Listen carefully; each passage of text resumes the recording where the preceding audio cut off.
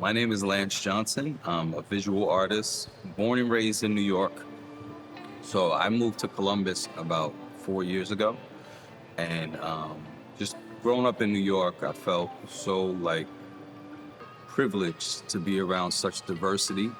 And it definitely informs me as a person and as an artist. So my work is inspired by, first of all, the words are a foundation of my work. I think of young people and how powerful words are, right? So I like to use a lot of words of inspiration in my work, right? Also graffiti. I grew up in the Bronx, New York. I was surrounded by graffiti. So it definitely informs my work, and it inspired me as a kid. So, I'd be walking to the train station and the walls will have graffiti on it, right?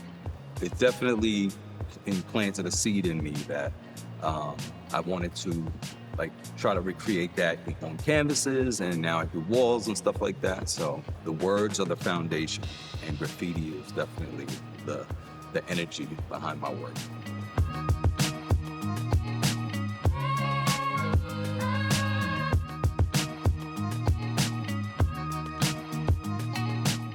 The first time I wanted to become an artist, I was 14 years old, and my mom showed me this documentary from PBS about the Harlem Renaissance. It was called I'll Make Me a World. Growing up, I never really saw artists that looked like me. I'd go to the museums downtown in Manhattan, and I would see the art, but it never really resonated with me. I didn't see artists that looked like me. So when she showed me this documentary about the Harlem Renaissance, I was blown away because it was these young African-American artists, musicians, dancers, writers, visual artists all coming together, creating work, collaborating, and inspiring each other, and they became world famous. And for me, that's where the seed was planted. I wanted to do that. And in particular, the work of Bromere Bearden, the collage artist. I fell in love with that medium. I started doing these small collage pieces. Never really realized or recognized if it was art or not, right? I knew how it made me feel. I enjoyed working on these things, but I didn't have the confidence to show people. So I would just do these little collages, and his work was inspired by jazz. Mine was inspired by hip hop. So I did these collages, but I would tuck them away, never showed anyone. And then as time went on, years passed, I was at my mom's house. I saw one of these collages, and it brought me back to that feeling of just creating, right? And I started dabbling more and gaining more confidence and doing shows. And so that's how I began.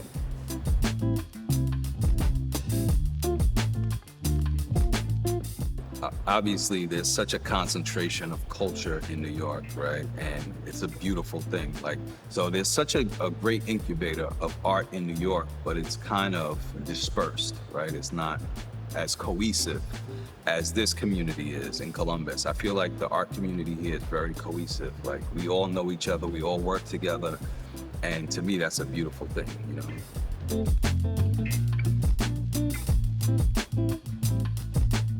As an artist, my work is inspired by diversity and inclusion and celebrating the energy and vitality of the urban environment, right? So I use a lot of vibrant colors. I use a lot of words of inspiration, and it resonates with people.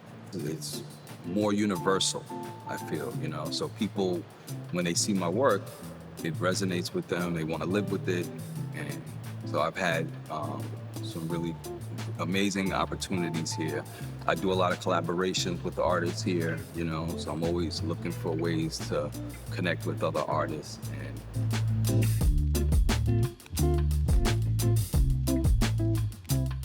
I grew up in the hip hop culture, right? The golden age of hip hop. And all art forms evolve, right? So graffiti started as an indictment on the fact that a lot of artists were removed or isolated from galleries and museums, but they needed an outlet for their art.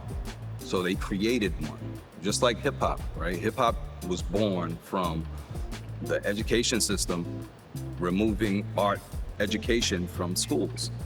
And what did they do?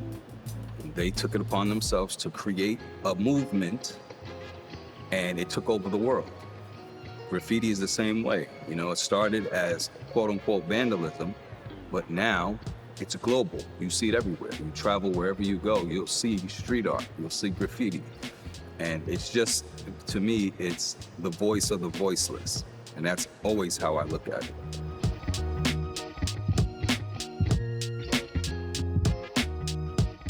Street art, again, started as a movement of young kids who were iced out of the galleries and museums until we kicked the door down and came in, right? I think of Jean-Michel Basquiat, right, in the 80s in New York, right? He was the bridge between the uptown movement and going downtown and forcing an audience that was kind of ignoring the culture of uptown to embrace this work and see the brilliance of these graffiti artists. And I think as time has gone on and graffiti artists and street artists have found ways to incorporate their work in a variety of different genres and ways, I think it's inevitable that the art form had to evolve. And it has. It's taken over the world.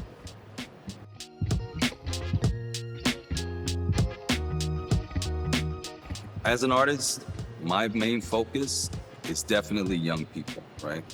I think of myself as a young kid not seeing art that reflected me, right? And representation matters, right? So whenever I'm creating a piece, if it's in the public space, I'm thinking of young people who will see my work and hopefully a word will resonate with them, or the vibrant colors or the graffiti elements will resonate and speak to them. That is definitely my main audience, is young people, because representation matters.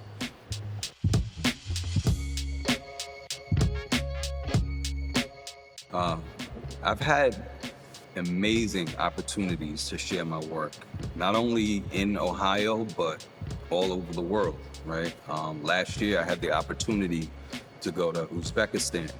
I was in Tashkent for a month, and never in a million years did I think I would have an opportunity as a young kid growing up in the Bronx to be able to share my work, my art, in a country that I was not familiar with. Not a lot of the artists I worked with there spoke English, but we connected through art, and that was an amazing experience. So that, for one, was one. Also, last year, I had the opportunity to do live painting on the 100th floor of the Freedom Tower, right? So for me, it was like a moment to reflect on, where we've come as a city, as a country, and to meet people from all over the world up there, and to be able to paint a piece that I called We the People. And it was about all of us reflecting and coming together. It was a piece that was created on wood and plexiglass. And I created the piece, and I wanted it to be see-through so we can see each other on either side, right? So it's like a window to your soul, almost. And that was an amazing experience. It was an emotional experience for me, for sure. So.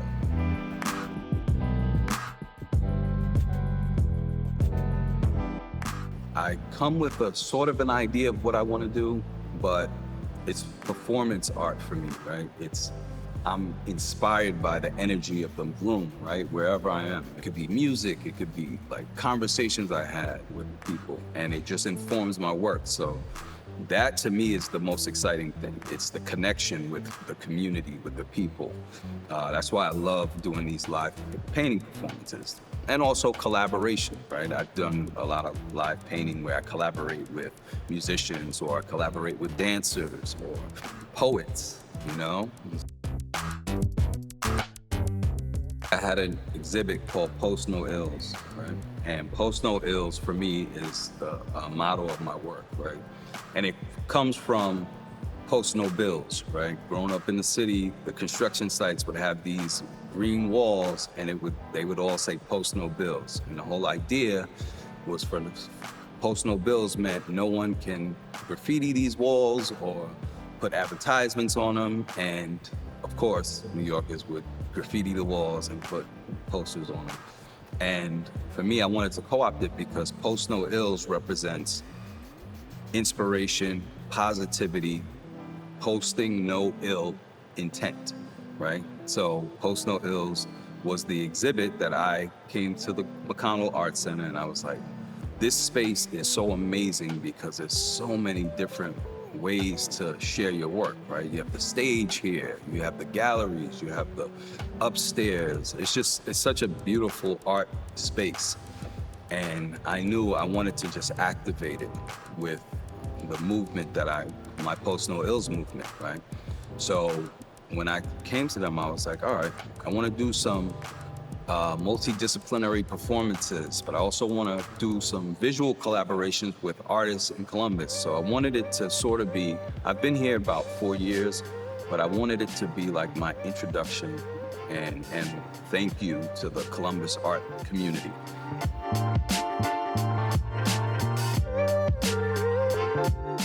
It was such a vibrant, diverse community that came out. The audience was so diverse. A lot of people from Columbus came up, and it just felt like a microcosm of Columbus, right? And young, old, right? I did walkthroughs with schools in Worthington, and it was just, it felt like such a beautiful energy in the building, right? I had music playing. To have the graffiti art on the wall was just inspiring to me.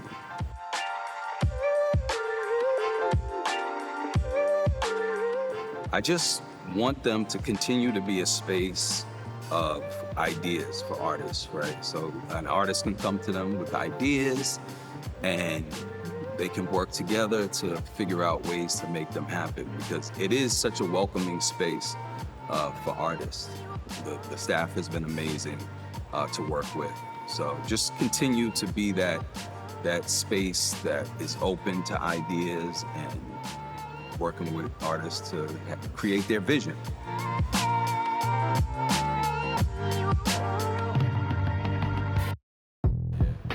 I want people to feel welcome, right? Like sometimes art centers or galleries can come off a little bit like removed from the community, right? So I'm always impressed by art centers and galleries who welcome the community or have a tie to the community. It's so important, you know, because for me as an artist, the community is everything. And I don't want people to feel like, oh, they got to figure out what to dress, how to dress to go to a space. And I just want them to be able to feel invited to an art center. So I think that's very important.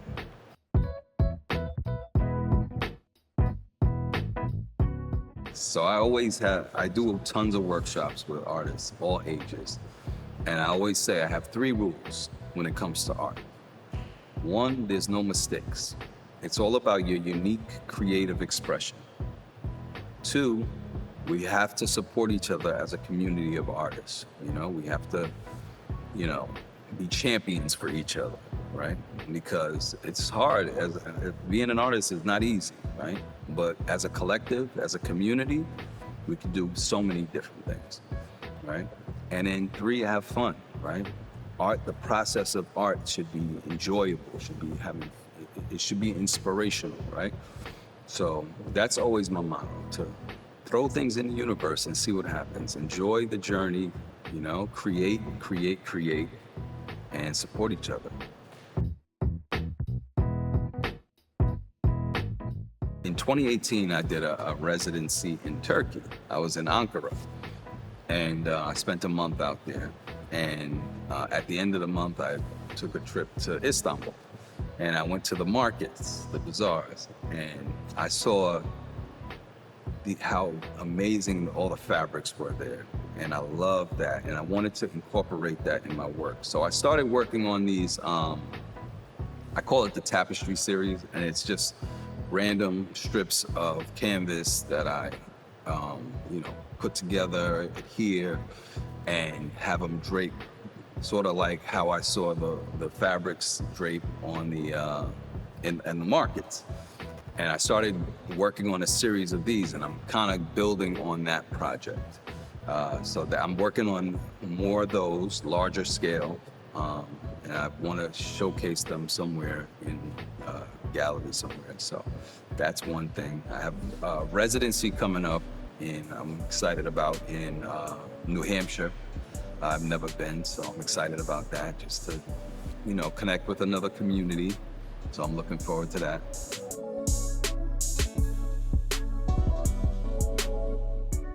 I love to walk. Like, I love walks through the city, Columbus. Also hiking, right? I grew up in New York, so I was very urban environment, concrete jungle, constantly moving. But as I came to Columbus, I've learned to slow down a little bit. So I'm taking more hikes in nature, which is good. It gives me a little more space to reflect. So I enjoy doing that a lot, for sure.